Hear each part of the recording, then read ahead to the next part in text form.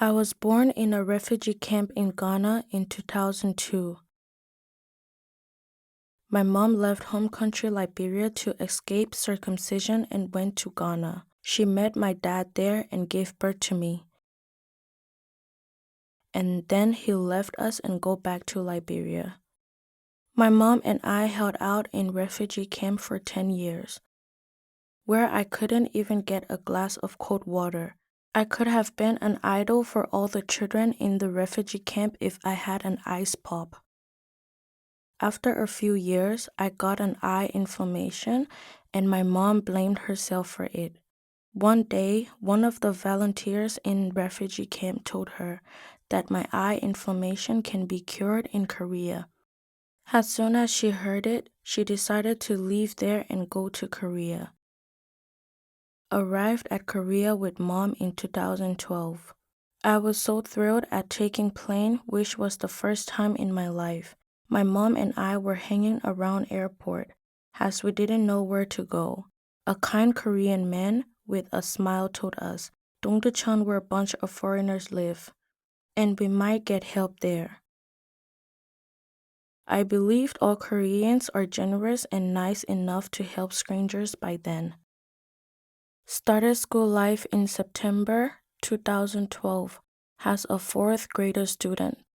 It was first time that I want to kill myself at that time. Due to poor Korean and my skin color, I was all alone and bullied, calling Black Monkey.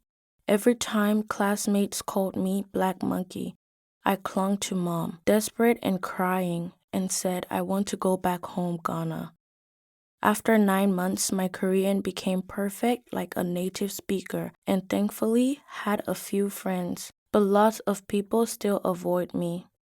Went to middle school in 2015, and I expected a normal school life as my language and thoughts are not different from Koreans. But my expectations was just dream, not reality. The nasty rumors about me was all around school, and some senior students even swore fully. One day, I had lunch and came back to class and found the scribbling on the desk, which full of nasty words like, "Why do you live, nigger? Kill yourself, nigger, and go back to your country, fucking bitch." My little brother, born by my mom and stepfather, used to be loved by people in the underground. Whenever people adored my little brother, there were some people who said, "Don't touch him, he will become black more and more as he grows up."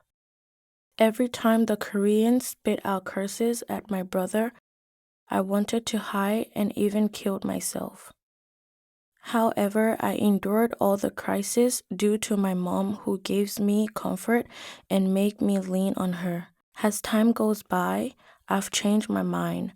I don't want to hide or kill myself anymore. Although the curse and swearing are still on my mind, I believe that I am a Korean because I finished elementary, middle, and high school here. Some people say you got education in Korean way for 8 years. That means you are Korean. But the real life is not that simple. I have to extend certificate of alien registration once a year, and the risk of the refusal always exists because of the expired passport. I sometimes think that any country is not able to protect our family. When my parents cannot have a better job without a human residence visa. My little brother born in Korea wants to be a soldier in the future. However, I wonder where the country is that my brother can protect.